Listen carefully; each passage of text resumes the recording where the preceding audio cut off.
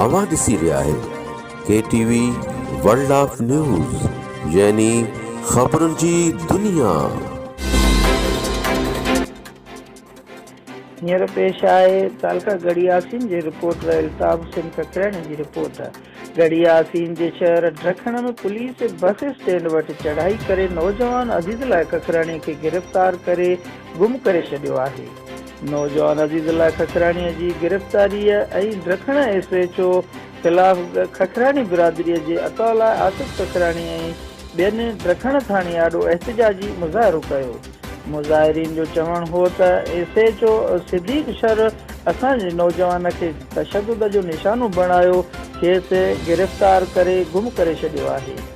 असांजो नौजवान कोरियत आहे, SSP शिकारपुर नोटिस वठे असांजे नौजवान खे आज़ादु कराए ॾिनो वञे।